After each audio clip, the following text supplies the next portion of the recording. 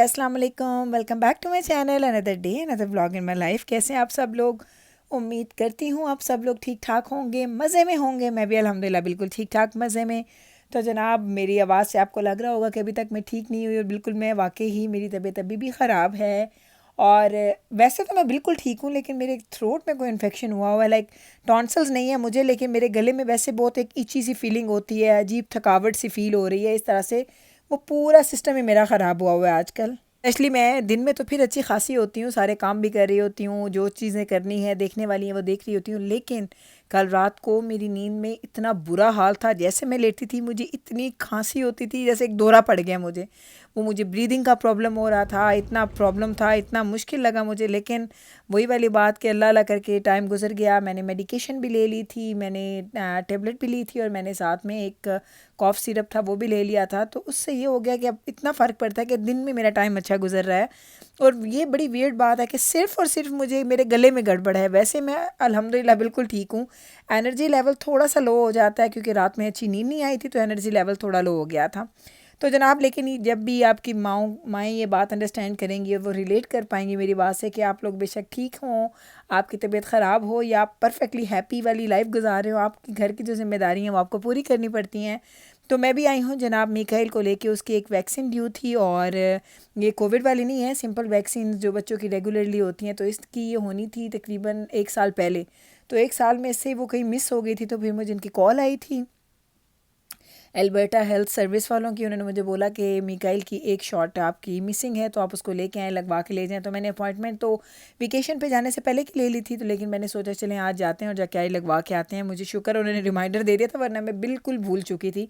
इतना busy schedule गुजरा, घूमना फिरना, फिर वो सारे काम, वापसी की मसरूफियात, तो मेरे जहन से निकल गया था। लेकिन उन लोगों ने, शुक्र है कि उन लोगों ने मुझे एक रिमाइंडर कॉल दे दी थी। तो अब बस हम लोग आज आ गए हैं। घर के पास ही है, कोई 7-8 मिनट की ड्राइव पे ही है हमारे पास।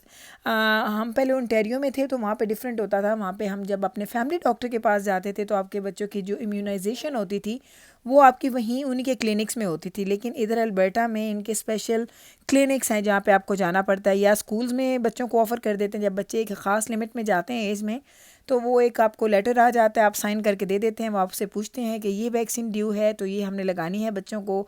आप परमिशन देते हैं तो हम स्कूल में लगा दें। तो वो पेरेंट्स के लिए ईजियर हो जाता है कि एक ही दफ़ा वो आते हैं, और सारी एज की जो वैक्सीन होती हैं, फॉर एग्जांपल अगर मीकाइल ग्रेड 7 में था, तो ग्रेड 7 के सारे बच्चों की वैक्सीन वही ड्यू होती थी। वो आके सबको एक एक को पकड़ पकड़ के वो इंजेक्शन लगा देते थे।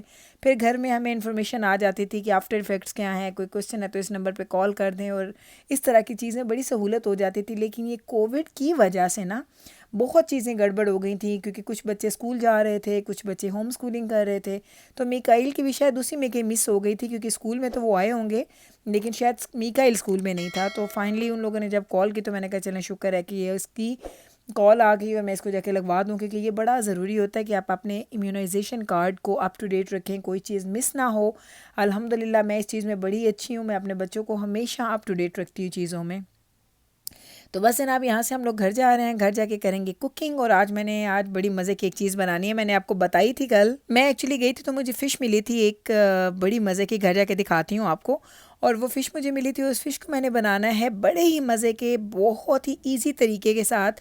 और इस फ़िश को आपने पहले काफ़ी ज़्यादा फ़िश की रेसिपीज़ देखी हैं मेरे चैनल पे, लेकिन ये बड़ी डिफरेंट है, बड़ी ईजी, और थोड़ी सी वो कहते हैं कि ज़रा फ्राइड है। तो अगर आप लोग फ्राइड को अवॉइड करना चाहते हैं, तो आप एयर फ्रायर में भी इसको कर सकते हैं। लेकिन मैं आपको सच बताऊं तो इसका मज़ा फ्राई करने में ही है। तो आज अभी घर चलते हैं, आपको फ़िश भी दिखाती हूँ, फिर उसकी सारे इंग्रेडिएंट्स के कितनी सिंपल, कितनी ईजी तरीके से आप मज़ेदार फ़िश फ्राई, मसाला फ़िश फ्राई आप घर में बना सकते हैं। तो बस अभी पहले मैं घर जाती हूँ। घर जाते ही मैंने कुकिंग स्टार्ट करनी है, क्योंकि शाम का टाइम है। नवीद और दजाना को, उन्होंने क्लब से आना है, तो उनके आने से पहले पहले मैं खाना बना लूँगी। तो ये देखें जनाब, ये है जी वो फ़िश जो मैं लेके आई थी। मैंने आपको पहले भी एक दफ़ा शायद इस तरह की फ़िश दिखाई थी, बासा स्टेक्स इसको कहते हैं। कटी हुई है, लेकिन इसके अंदर कांटे हैं, ये कांटों के बगैर नहीं है। ये बड़ी मुश्किल है, ये सिर्फ मैंने और नवीद ने खानी है, और अगर बच्चों ने खाई तो उनको मुझे खिलानी पड़ेगी, क्योंकि मेरे बच्चों को बिल्कुल भी आदत नहीं है कांटे वाली फ़िश खाने की। तो ये 1 किलो फ़िश है, और इसमें देख लें आप 6-7 सिर्फ पीसीज हैं, और पीसेज अच्छे साइज़ के हैं, मीडियम साइज़ के हैं, ना छोटे हैं ना बड़े हैं। आई थिंक ये पूरी एक फ़िश होगी, और वो एक फ़िश को उन लोगों ने काट के दिया हुआ वरना यहाँ पे फ़िश को काटना एक अजाब हो जाता है। लेकिन चलें, ये कभी कभी वो चीज़ें कुछ आपको महंगी मिलती हैं, लाइक इस तरह की चीज़ें जो आपको सहूलत देती है वो आपको हमेशा प्राइस में ज़्यादा होती हैं, वो महंगी होती हैं। लेकिन वो कहते हैं ना कि जब आपको एक मज़ा आता है ना एक चीज़ का, और आप एक चीज़ से वो उसके टेस्ट को, उसकी शक्ल को इंजॉय करते हैं, तो फिर आप कहते हैं कि कोई बात नहीं, थोड़ा ज़्यादा पैसा भर लेते हैं लेकिन इट्स ओके। आप ज़रा फ़िश की शक्ल देखें, कितनी प्यारी है सच्ची। मैं आपको सच बताऊं तो जब मेरी शादी नहीं हुई थी, जब मैं कुकिंग नहीं करती, तो मुझे फ़िश को हाथ लगाना या कच्चे मीट को हाथ लगाना इतना बुरा लगता था। और अब ऐसे मैं प्यार प्यार से चीज़ों को धोती हूँ, वॉश करती हूँ, तो वो सारे जो नखरे वो सारी चीज़ें हैं ना, वो सारी गायब हो गई हैं। अच्छा, फ़िश को हमने धो लिया है। धोने के बाद मैंने इसको अच्छे से ड्राई कर लिया। लाइक इसको आपने गीली फ़िश को नहीं यूज़ करना। मैंने फ़िश को धोया था, फिर मैंने इसको ड्राई किया था। और ये देखें, ये हैं जी सिंपल से इंग्रेडिएंट्स जो आपके सामने हैं।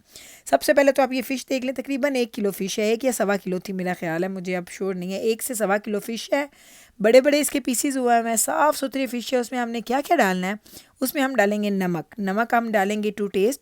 फ़िश वैसे भी सॉल्टी होती है, थोड़ा सा आप नमक कम डालेंगे। सुरख मिर्च का पाउडर हम डालेंगे 1.5 टीस्पून।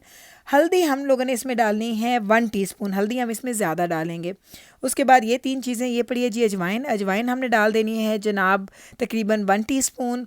गार्लिक पाउडर हम डालेंगे 1 टीस्पून। और चाट मसाला मैं डालूँगी ½ टीस्पून। That's it. और ये चाट मसाला ½ टीस्पून मैं अंदर ऐड करूँगी, ½ टीस्पून हम फ्राई करने के बाद उसके ऊपर डालेंगे। तो ये देखिए, बिल्कुल सिंपल सी चीज़ें, जिस तरीके से मैंने आपको बताई है वैसे ही आपने सारे मसाले लेने हैं, और हमने उन सारे मसालों को इसके ऊपर हमने अच्छे से फैला देना है। इसमें कोई ऐसी चीज़ नहीं है कि फ़िश कच्ची है, फ़िश पक्की है, फ़िश की मैरिनेशन क्या है, कुछ भी ऐसा नहीं है। कोई हार्ड एंड फास्ट रूल नहीं है। मैंने इस फ़िश को मसाला लगाया, तकरीबन आप कह लें 1 से 1.5 घंटा मैंने इसको छोड़ा, और उसके बाद मैंने इसको इसके स्टेप 2 पे चली गई थी, क्योंकि ये फ़िश इतनी मज़े की बनती है। आप जब बनाएंगे, खाएंगे, आप इंजॉय करेंगे ना, तो फिर आप मुझे बताइएगा कि कितनी मज़े की आपको लगी है। इतनी सिंपल फ़िश, मसाला फ़िश फ्राई आपने कभी नहीं खाई होगी। ये मैं अभी जब खा के बैठी हूँ, सारा कुछ हमने कर लिया, लेकिन अभी भी जब मैं देख रही हूँ तो मेरे मुंह में पानी आ रहा है इसको देख के, क्योंकि इतनी मज़े की बनी थी, बड़ा मज़ा आया।